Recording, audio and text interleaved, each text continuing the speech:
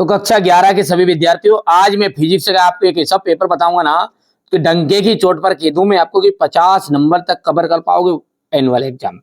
जो आपका पेपर है ना उसको बिल्कुल फाड़ दोगे। पेपर के फ्रंट पे मत जाओ, बाहर से मटेरियल दिख रहा है ना उस पर मत जाना है ना बेटा। चलिए, बड़ी रिसर्च के बाद में जो सिलेक्टेड क्वेश्चन मैंने लिए हैं, सारी बुक का निचोड़ किया मैंने और 3 से 4 पेपर सिलेक्टेड क्वेश्चनों के द्वारा बनाए हैं। ठीक है, इनको आप गेस पेपर मान सकते हैं। जैसा कि आप जानते हैं कि मोस्ट इंपोर्टेंट क्वेश्चन यदि कर लोगे ना तो 50 नंबर तक आप कवर कर पाते हो। चलिए, तो हम देर किस बात की है, फटाफट से शुरू करते हैं। तो देखिएगा, पहला है हमारा प्रकाश वर्ष का मात्रक है। देखिए, प्रकाश वर्ष जो है ना वो मात्रक है, तो ये दूरी का मात्रक। कौन सा पदार्थ अत्यधिक अधिक प्रत्यास्थ है? कौन सा पदार्थ अधिक प्रत्यास्थ है? तो वो है इस्पात। श्यानता निम्न में से किससे संबंधित है? श्यानता जो है ना वो घर्षण से संबंधित है। किससे? घर्षण से। वायुमंडलीय दाब का मान होता है, वायुमंडलीय दाब का जो मान होता है ना वो होता है 10⁵ पास्कल। रेखीय संवेग के आघूर्ण को क्या कहते हैं? रेखीय संवेग के आघूर्ण को हम बल आघूर्ण के नाम से भी जानते हैं। रेखीय आघूर्ण के को हम कोनी संवेग के नाम से जानते हैं। सॉरी है ना, ये कितना जाएगा? कोनी संवेग के नाम से जानते हैं। ठीक है, यहां से दूरी आ जाएगा एक स्थान। ठीक है,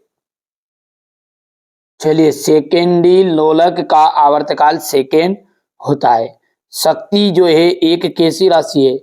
अदिश राशि है। एसआई पद्धति में कार्य का निरपेक्ष मात्रक, ठीक है, जूल है। कोनी वेग का सूत्र, कोनी वेग का जो सूत्र है वो है ओमेगा d∅/dt।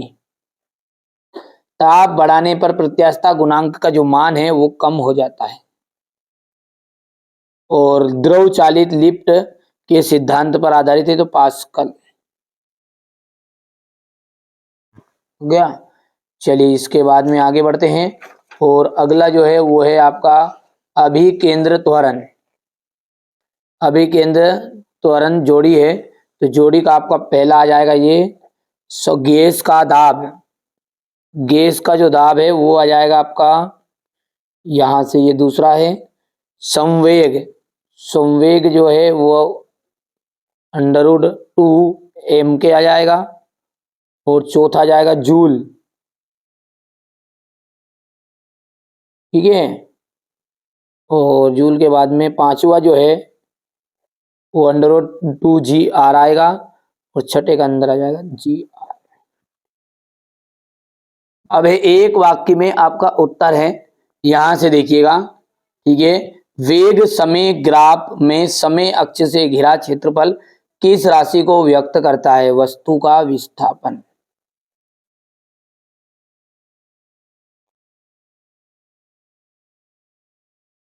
सर्पी घर्षण तथा लोटनिक घर्षण में कौन सा घर्षण कम होता है? तो ये जाएगा लोटनिक घर्षण।